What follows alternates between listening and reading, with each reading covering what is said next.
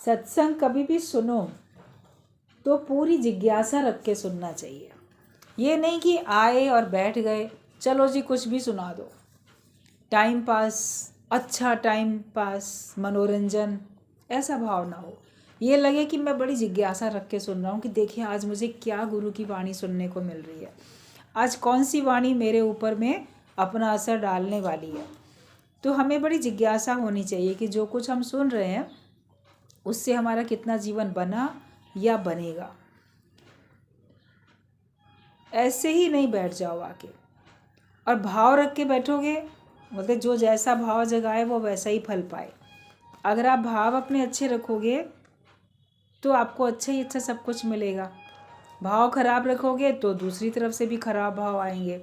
और सुनने का भाव रखोगे तो गुरु के अंदर से भी ज्ञान निकलेगा, और सुनने का भाव नहीं रखोगे तो गुरु के अंदर से भी ज्ञान नहीं निकलेगा। जैसे हारमोनियम, तबला, ढोलक, जो भी सितार, सब वाद्य यंत्र रखे होते हैं, तो कोई उन्हें बजाता है तब वो बजते हैं। तो हमारी भावनाएं ही बजाती हैं, तभी बजते हैं, वरना नहीं बजते हैं। गुरु के अंदर से भी ज्ञान के स्वर तभी निकलते हैं। एक बार बात बताई जाती है कि वशिष्ठ मुनि ज्ञान सुनाते थे और रामचंद्र भगवान और सब लोग सुनते थे। तो कहा कि बोलने की भी तो इच्छा हुई ना, तभी तो बोलते हैं। ऐसे एक प्रश्न किया रामचंद्र भगवान ने वशिष्ठ मुनि से कि ये भी हमारी इच्छा है भाई, तभी बोलते हैं। कोई गुरु भी तभी बोलता है, उसको भी बोलने का तो भाव है। तो वशिष्ठ मुनि उस समय कुछ नहीं बोले, मुस्कुरा दिए। अगले दिन जब सत्संग का टाइम हुआ, सब आके बैठे, तो वशिष्ठ मुनि चुपचाप बैठे, मौन में देख रहे हैं, सबको मुस्कुरा रहे हैं, कभी आंख बंद किए, बोल कुछ भी नहीं रहे हैं। अब जब सत्संग शुरू ही नहीं हो रहा है, बोला ही नहीं जा रहा है, तो सबके मन में खलबली मची। रामचंद्र भगवान को तो और भी खलबली मची कि उन्हीं ने कहा था कि आपकी भी तो बोलने की इच्छा है, तभी तो बोलते हो। तो फिर कहने लगे आप कुछ बताइए, तो कुछ बोलिए, तो सुनाइए। तो उन्होंने कहा कि देखो हमको बोलने की इच्छा नहीं होती है, लेकिन तुम्हारी भावना, राम की भावना वशिष्ठ रूप होकर बोलती है। अगर तुम्हारी भावना ना हो तो हम कैसे बोलेंगे? जो तुम भाव रखते हो तभी कोई बोलता है। अगर हमें सुनने का भाव नहीं है तो किसी को सुनाने का भाव भी नहीं आएगा। तो तभी कहा जो जैसा भाव जगाए वो वैसा ही फल पाए।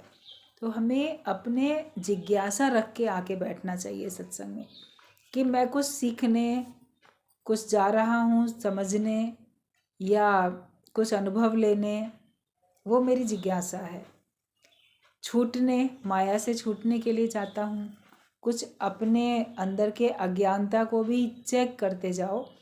अगर थोड़ा भी 1% भी अज्ञान हमको खुद दिख जाता है, क्योंकि अपना अज्ञान बड़ी मुश्किल दिखता है, दूसरे को दिख जाएगा, आपको नहीं दिखेगा। तो अगर हमको दिख रहा है, हमें खुद पता चल रहा है मेरे अंदर लोभ है, लालच है, इच्छा है, स्वार्थ है, अहंकार है, कौन सा विकार है, वो हमें दिखता है और हम उसको नज़रअंदाज कर देते हैं और उसको कहते हैं नहीं मेरे अंदर तो वो सब स्वाभाविक बातें हैं। तो उसे हमें दूर करते जाना चाहिए। हर एक को अपनी अपनी लाइफ ऊंची बनानी है, उच्च कोटि की बनानी है ज़िंदगी। हर एक को अपनी आध्यात्मिक उन्नति हर एक को अपनी करनी है।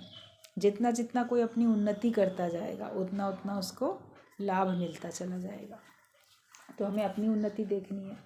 तो सही सही तरीके से सुनो ज्ञान, मतलब कि जिज्ञासा रख के सुनो, वरना कोई सुनता भी है तो गलत ढंग से उठा लेता है, या ये बात तो दूसरे के लिए चल रही होगी।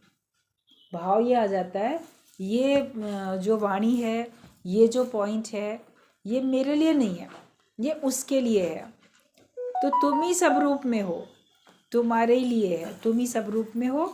ये हमको हमेशा ध्यान रखना चाहिए कि हम ये नहीं कि हम इस रूप में सुनेंगे, उस रूप में नहीं सुनेंगे, ऐसा जानेंगे वैसा नहीं जानेंगे। तो हमें अपने भाव देखने हैं कि मेरा कौन सा भाव भी है।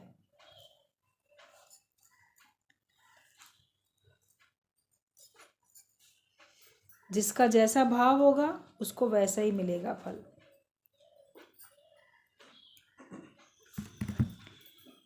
अपना जीवन सुंदर बने, अपना जीवन अच्छा बने और ज्ञान को भी सही ढंग से उठाएं।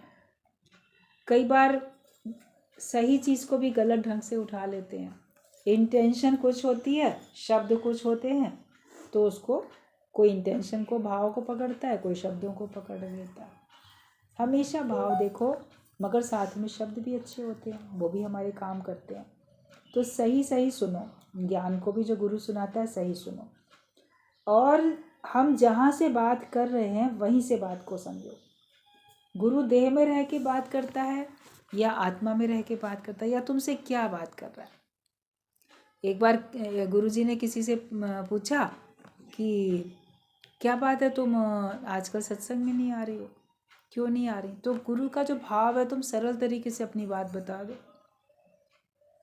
तो उसने ज्ञान की भाषा बोलनी शुरू कर दी कि हम तो आपके पास ही हैं, हम अलग कहाँ हैं, हम तो कहीं भी हैं तो आप ही के साथ हैं, हमारे मंदिर आना जाना तो है ही नहीं। तो तुम ऐसे ब्रह्म ज्ञान की बात करना शुरू कर दो। तो गुरु का इंटेंशन तो समझो, वो तुमसे जहाँ से पूछ रहा है वहाँ से जवाब दो। तो इस तरह की बात करते हैं। या कभी कुछ पूछे कोई तो बोलेंगे ये तो जैसा भगवान का हुक्म होगा वैसा कर लेंगे। पूछे कि भाई तुम्हारा आगे क्या प्रोग्राम है, क्या करोगे। जैसे कोई किसी घर में कोई काम होता है, कोई प्लानिंग होती है, तो पूछा भाई क्या काम है, तो जैसा हुक्म होगा वैसा कर लेंगे। तो गुरुजी ने कहा क्या हमको हुक्म भूल गया है तो तुम हमें याद दिला रहे हो? ये तुमको जहाँ से बात पूछी जा रही है वहाँ से बात करो। वो बात नहीं करते, साधारण जवाब दे दो, फिर ज्ञान की भाषा बोलने लग जाते हैं। अगर गुरु तुमसे पर्सनल कोई क्वेश्चन कर रहा है तो तुम उसका सरल तरीके से जवाब दो। इतना तो ऐसा तो है नहीं कि आपने पूरा जगत मिटा दिया हो और इतनी तुरिया पद में पहुंच गए हो कि तुमको गुरु क्या पूछना चाह रहा है वो भी नहीं समझ में आ रहा हो। ऐसा थोड़ी होता है। लेकिन बात ना बतानी पड़े अपनी, तो फिर ऐसी बात बोल देते हैं। एक बार किसी से पूछा भी सत्संग में क्या सुना, क्या अच्छा लगा, क्या पॉइंट अच्छा लगा, तो है ही सब भगवान, है ही आत्मा, तो यही बता के बात ख़त्म करी। तो ये तो पता ही है कि है ही आत्मा, है ही भगवान।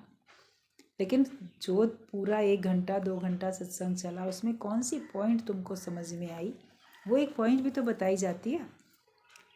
उस पर हमारी स्थिति है कि नहीं अगर पूछ रहे हैं तो वो भी तो बताया जाएगा।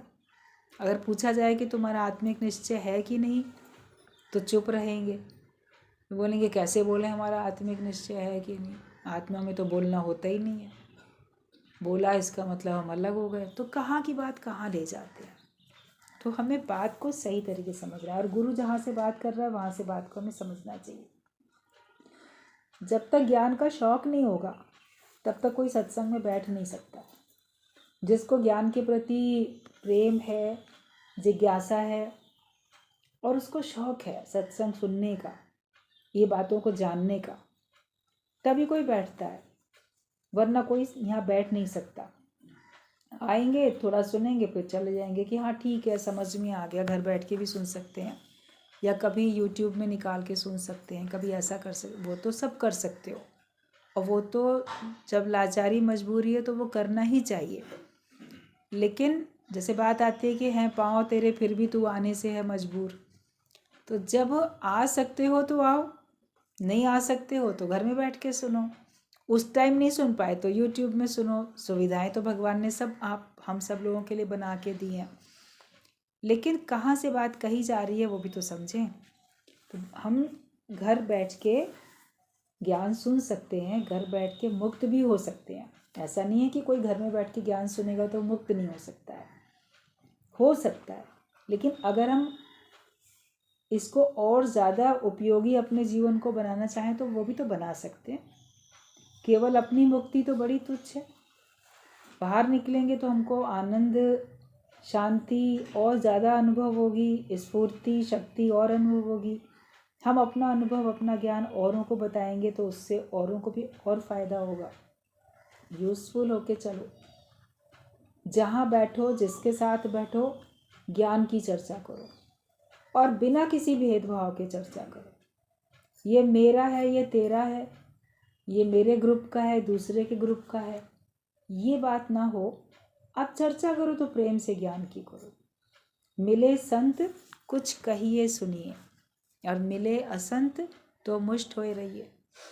अगर कोई असंत व्यक्ति मिल जाता है आपको तो वहाँ मौन रखो, ज़्यादा बोलो नहीं फिर।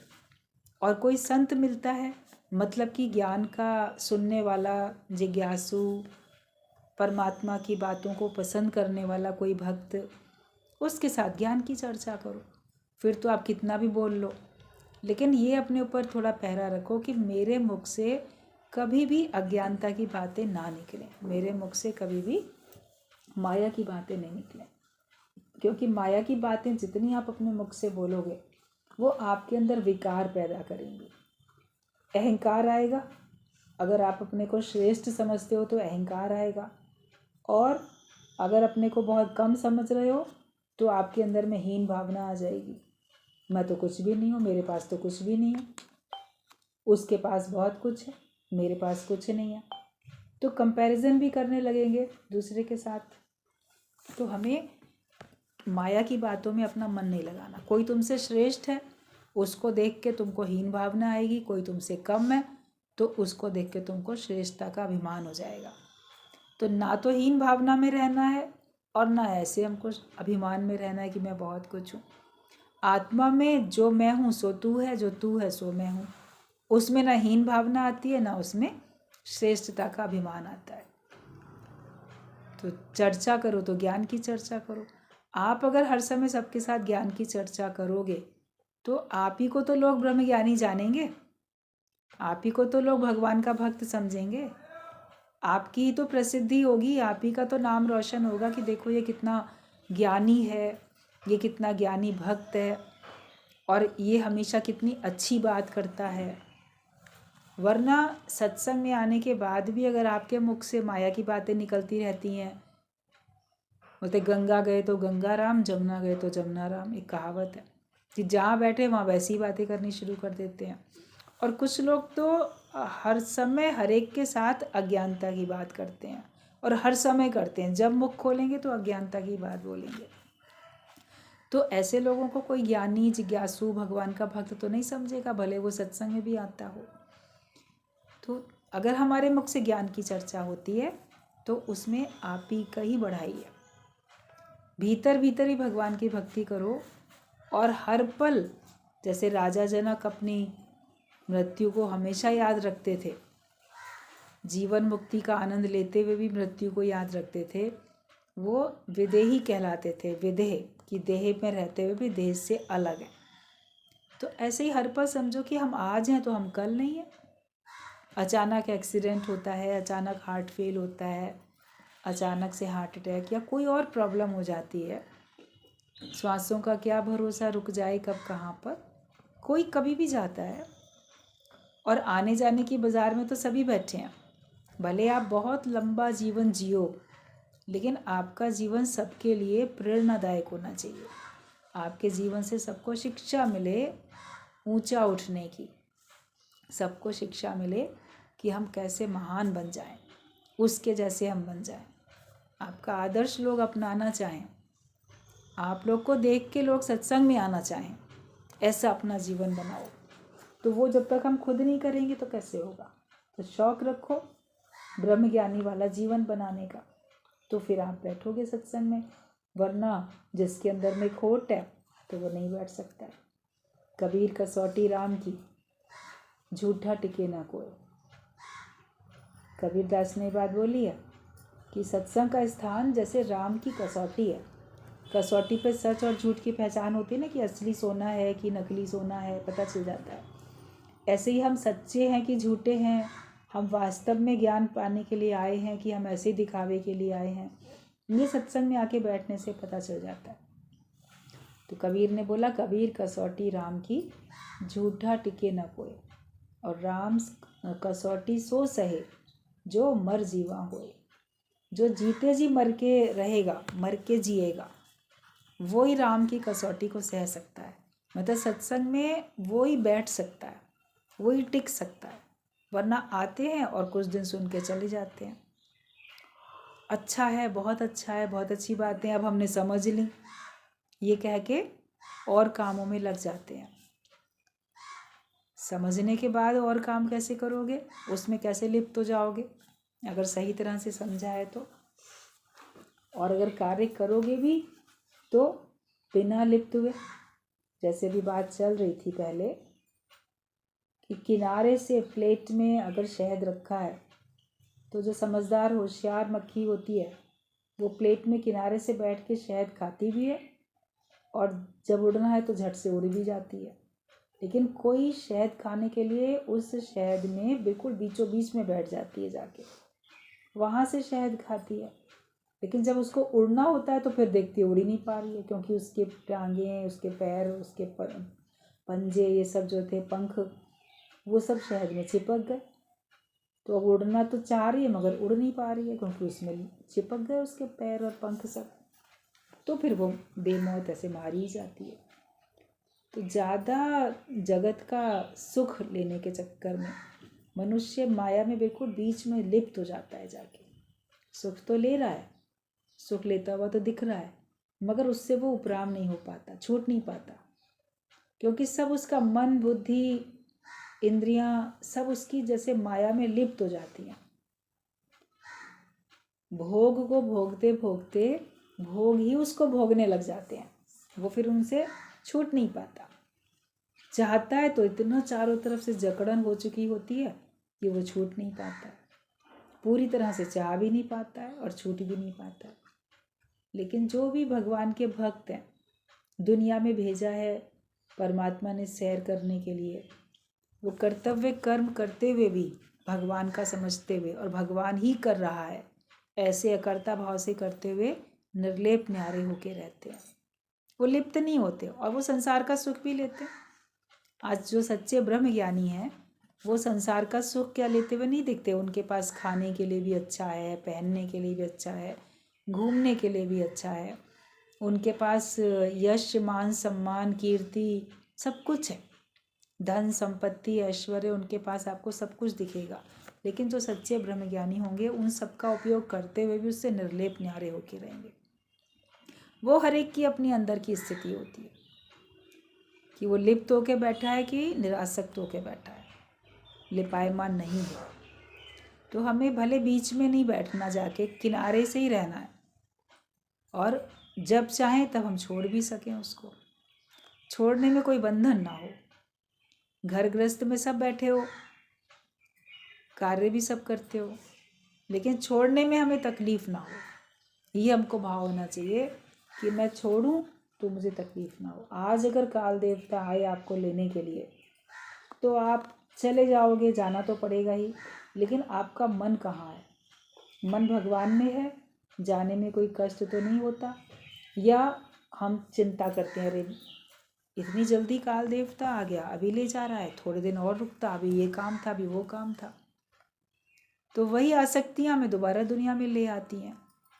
और जो जानता है कि जब तक मेरे से भगवान ने कार्य करा लिया बहुत अच्छी बात है, अब भगवान अपने पास बुला रहे हैं तो मैं उन्हीं का हूँ, उन्हीं के पास जा रहा हूँ। मैं माया का था भी नहीं, मैं इन लोग का था भी नहीं, इनके संग जितना था संजोग, जितना लेन देन, जितना हिसाब किताब, वो पूरा हो गया। अब ये लोग अपना कार्य खुद करेंगे या इनके लिए भगवान कोई और व्यवस्था बनाएंगे, क्योंकि हमारा तो है नहीं। जो व्यक्ति किसी ऑफिस से रिटायर होता है तो उसकी टेबल पे कोई दूसरा आता ही है, बाकी काम वो करता है। रिटायरमेंट के बाद तो व्यक्ति चला गया अपने घर पे आराम से। पहले बहुत सारे ऑफिस में इतना काम है, इतनी फाइलें, कोई लोग घर ला के भी काम करते थे, कभी वहीं पे ओवर टाइम करते थे, बहुत काम है, मुझे ही करना है, मेरे ही साइन से हो रहा है। लेकिन जब वो रिटायर हुआ तो उसके बाद तो कोई और ही कर रहा है ना। जिसकी व्यवस्था है, चाहे वो सरकारी दफ्तर है या प्राइवेट है, जो भी उसका मालिक या देखने वाला, वो फिर अपने आप व्यवस्था बनाता है कि ये व्यक्ति रिटायर होकर चला गया, इसकी जगह पे अब कौन करेगा काम। और भगवान को पहले से ही पता है, जैसे मालिक को पहले ही पता होता है कि ये कब रिटायर होगा, रिटायरमेंट वाले को भी पता होता है, मगर ऐसे जीवन में पता नहीं होता कि हम दुनिया से कब चले जाएंगे, हम कब रिटायर हो जाएंगे, खुद पता नहीं होता। मगर भगवान को तो पता है, तो उसने पहले ही सोच रखा है, वो पहले से ही उसने व्यवस्था बना के रखी है। इसलिए उसके खेल में हम हाथ ना डालें, हम अपना कार्य जो है वही हमें करना है। हर बात को सही तरह से समझो, कोई नेगेटिव बात या डराने के लिए बात नहीं बताई जाती है, लेकिन हर बात को हमें सही तरह से समझना है। तुम पहले ही दूर हो जाओ वो बंदे, सब तुझको छोड़ चल देंगे, नाता ही तोड़ चल देंगे। अपना मन पहले ही हटा लो। इस जग से क्यों प्रीत लगाई, क्यों किसी भी देह से या अपनी भी देह से या किन्हीं पदार्थों से क्यों मन लगा के रहे। मन लगाओ तो एक भगवान में लगाओ। जब सही समझ मिल भी गई, ज्ञान की रोशनी मिल भी गई, फिर हम अंधेरों में क्यों जाते हैं। या रोशनी मिलने पर बाहर से भी रोशनी है, हमारी आंखों में भी रोशनी है, फिर हम जानबूझ के ठोकर क्यों खाते हैं। असावधानी पे चलते हैं तब तो ठोकर खा के गिरते हैं, तो गिरे नहीं। सावधान होके चलें तो कभी हमारी गिरावट होने वाली नहीं है। गुरु ना छुड़ाता है ना पकड़ाता है, माया को ना छुड़ाएगा ना पकड़ाएगा माया को। ज्ञान ना तुमको माया छुड़ा के ज्ञान पकड़ाएगा। गुरु तो केवल हमको रोशनी देता है, हमको सही समझ देता है। फिर तुम्हें खुद करना है, तुम्हें ज्ञान में रहना है कि अज्ञानता में रहना है, तुम्हारा जीवन कैसे होना है।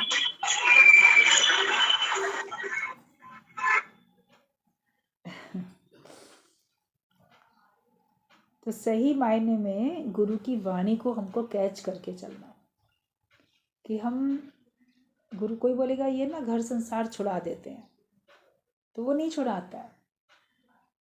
तो तुम्हारे ऊपर है, तुम छूटना चाहो तो छूटो, नहीं छूटना चाहो तो नहीं छूटो। और गुरु किसी को ज्ञान दे भी नहीं सकते जब तक आप लेना ना चाहो, ज्ञानवान होना ना चाहो। कोई ज़बरदस्ती थोड़ी किसी को दे सकता है। हमारी अपनी खुद की मर्जी होती है। जिसको माया में मज़ा आता है, संसार में मज़ा आता है, वो वहाँ मुड़ जाते हैं। जिनको इस राह में मज़ा आता है वो इस तरफ मुड़ जाते हैं। जिधर गुरु गया उसी तरफ मन मुड़ जाता है, जिधर भगवान है उसी तरफ हमारा मन मुड़ जाता है। तो हमें बस गुरु के ज्ञान को कैच करना है और सही सुनो तो सही मनन और सही निध्यासन होगा। होते श्रवण, मनन और निध्यासन, 3 चीज़ बताई जाती हैं। तो सबसे पहले श्रवण है, मतलब सुनना। बच्चा दुनिया में आता है तो पहले सुनता है, जैसा सुनता है वैसे ही बोलना सीखता है और वैसे ही काम करना सीखता है, वैसे ही उसका जीवन बनता है जैसा सुनता है। फिर सत्संग में आए तो हम ज्ञान सुनते हैं, ज्ञान को हम जैसा सुनेंगे वैसे ही हम बोलेंगे, वैसे ही सुनाएंगे। तो सही समझा होगा तो सही बोलेंगे, गलत समझा होगा तो गलत बोलेंगे, और वैसे ही जीवन में भी उतरेगा, वैसे ही जीवन भी बनाएंगे। तो हमें सही तरीके से पहले सुनना आना चाहिए, ज्ञान को सही तरह से समझना आना चाहिए। गुरु विवेक खोलता है, अपनी बात को क्लियर भी करता है। हमें कोई बात क्लियर नहीं है तो हम बार बार पूछें। कहीं भी कोई डाउट्स हों तो वो हमें बार बार पूछने हैं। जब बार बार पूछोगे तो फिर आपको उस पर उत्तर मिलेगा। मन से कुछ भी सोच लिया, पता नहीं सचमुच में वो बात थी भी कि नहीं थी, तो आप अपनी जो भी शंकाएं हैं उनका समाधान हाथ के हाथ तुरंत का तुरंत गुरु के सामने बैठ के करते चले जाओ। उन्नति होगी इससे, वरना वहीं के वहीं रुके रह जाओगे। कि सुई धागे में अगर धागा में कहीं बीच में गांठ आ गई तो आगे नहीं काम हो सकते ना। सिलाई कढ़ाई आगे नहीं हो सकती जब तक वो गांठ ना निकल जाए, उसको खोलना पड़ता है।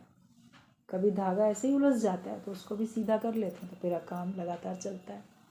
तो मन में भी कोई प्रश्न, कोई शंका कोई आए, कोई ग्रंथि, कोई गांठ मन में भी आ जाए तो हमारी ही उन्नति नहीं होगी। इसके लिए उसको हमें तुरंत दूर कर लेना चाहिए। गुरु पर दोष नहीं लगाओ कि उसने हमको छुड़ाया या उसने हमको फंसाया। भाई सही सुनोगे तो सही मनन होगा, तो सही स्थिति बनेगी। कोई लोग कहते हैं गुरु के कहने से माया छोड़ दी तो देखो नुकसान हो गया, उनके कहने से मैंने ये कर लिया तो नुकसान हो गया। तो गुरु के कहने से कुछ मत करो, ना माया छोड़ो ना ज्ञान पकड़ो, अपना निश्चय करो, खुद अपना निश्चय करो कि तुम्हें छोड़ने में सुख मिलता है कि तुमको पकड़ने में सुख मिलता है। माया में रहने में तुमको इजी लगता है, सुख मिल रहा है, तो माया में ही रहो। फिर आए क्यों फिर सत्संग में छूटने के लिए? तो मुक्ति का ज्ञान है। यहाँ तो हमारी प्यारी से प्यारी कामनाएं आर पार छेदी जाएंगी। बहुत अच्छी अच्छी भावनाएं, कामनाएं, अरे ये मिले वो मिले, बड़े सुख देने वाली जो भी कामनाएं हैं, जब ब्रह्म ज्ञान की क्लास में आओगे वो सारी की सारी हमारी बहुत प्यारी कामनाएं सब काट दी जाएंगी, सब आर पार छेद दी जाएंगी। तो जो सिर रखता हथेली पर वो गाता जंग के गाने, जो छूटना चाहता है वो आए, और जो लिप्त होके बैठा है वो। तो तुम लोग जो हो, या छूटने के लिए आए हो कि लिप्त होने के लिए आए हो, ये अपना देखो, ये सोचो। प्यारी से प्यारी कामनाएं छेद दी जाएंगी, बचाई नहीं जाएंगी। आप सोचो मैं आता रहूं, मेरी कामनाएं भी पूरी होती रहे, वो नहीं होगी। जब मैं कुछ नहीं चाहूं, भगवान को पूरी तरह से समर्पित हो जाऊं, उसके बाद भगवान की मर्जी है वो आपको कुछ दे या ना दे। हमारी प्रसन्नता पदार्थों पे है या हमारी प्रसन्नता अपने आत्मिक निश्चय पे है। ये देखो, मेरी प्रसन्नता, मेरी भरपूरता मेरे से स्वयं से लागू होनी चाहिए। मैं अपने में ही संतुष्ट हूँ और अपने में ही भरपूर हूँ। ज्ञानी भक्त के लक्षण भी बताए जाते हैं और स्थित प्रज्ञ के लक्षण भी बताए जाते हैं। जो आत्मा में स्थित है उसके लक्षण भी सब बताए जाते हैं।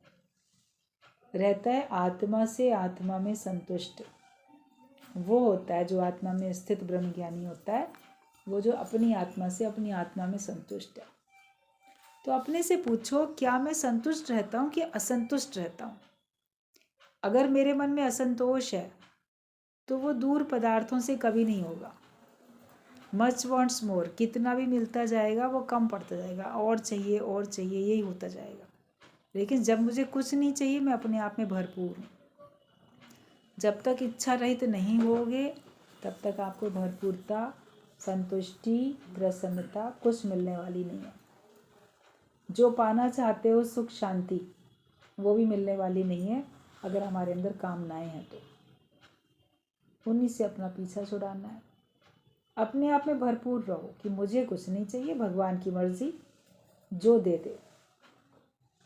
तेरे फूलों से भी प्यार, तेरे कांटों से भी प्यार, जो भी देना चाहे दे दे करतार, जग के पालनहार। तुम जो देना चाहो दे दो। फूल देना चाहोगे फूल ले लेंगे, कांटे देना चाहोगे कांटे ले लेंगे, सुख देना चाहोगे सुख लेंगे, दुख देना चाहोगे दुख लेंगे। तुम्हारी मर्जी है, हम भी तुम्हारे हैं। तुम जो हमको हाथ में पकड़ाना चाहो पकड़ा दो, हम उसी में खुश हैं। हम भी उसी में राजी जिसमें तेरी रजा है यूं भी वाह वाह और यूं भी वाह वाह। हर हालत में ज्ञानी शुक्र मनाता है और वाह वाह करता रहता है। तो गुरु पर भी दोष नहीं दो, गुरु के कहने से ये कर दिया, गुरु के कहने से वो कर दिया तो मेरा नुकसान पड़ गया। लोकारीत में नहीं गए, माया में नहीं गए तो नुकसान पड़ गया। नौकरी नहीं करी तो नुकसान पड़ गया। शादी नहीं करी तो नुकसान हो गया। मैंने ये चीज़ छोड़ दी तो नुकसान हो गया। ये सब कुछ नहीं सोचो। तुम अपना ज्ञान पक्का करो और जो तुमको समझ नहीं आता है वो करो। और गुरु के कहने से अगर तुम्हें कोई चीज़ का नुकसान हो भी रहा है तो वो तो नुकसान जब तक सहना नहीं सीखोगे तब तक आप परमात्मा का लाभ कैसे ले पाओगे? दोनों तरफ का तो लाभ नहीं मिलने वाला। आप माया का भी लाभ लेना चाहो और परमार्थ का भी लाभ लेना चाहो तो ऐसा कैसे होगा?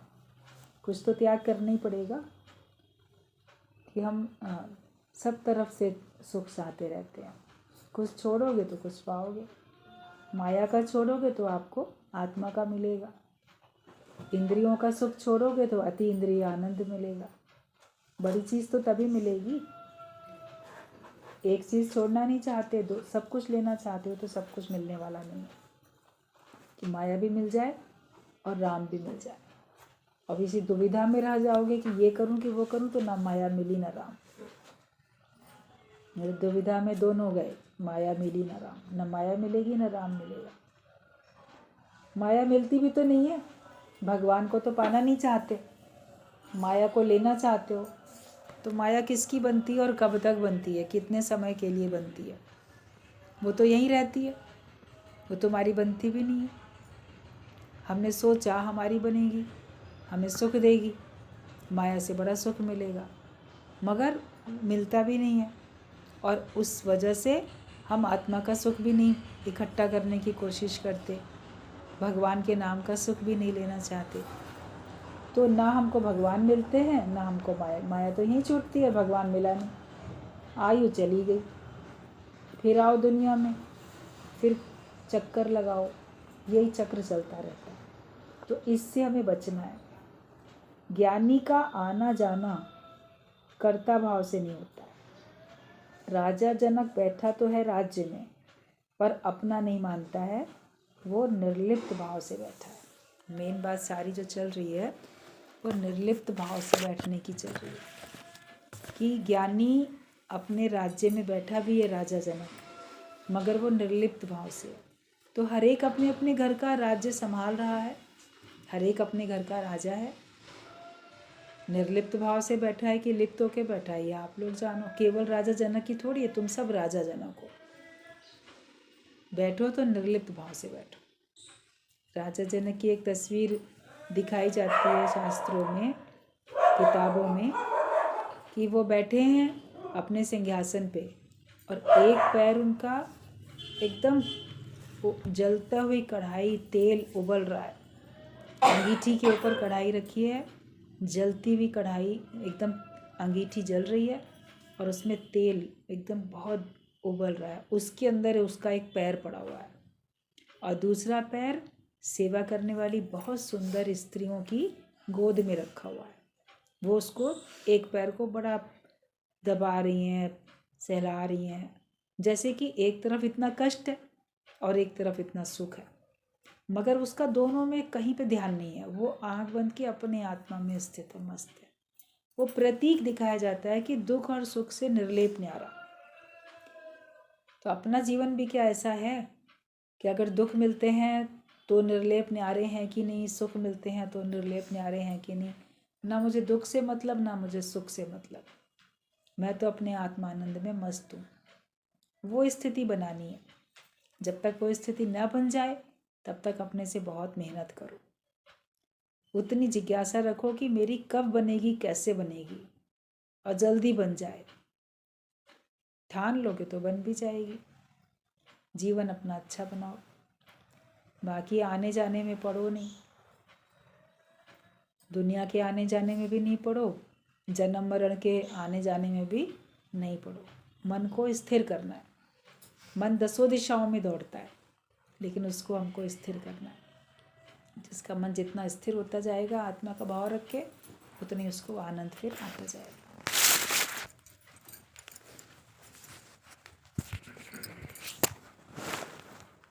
ज्ञानी होना सरल नहीं है।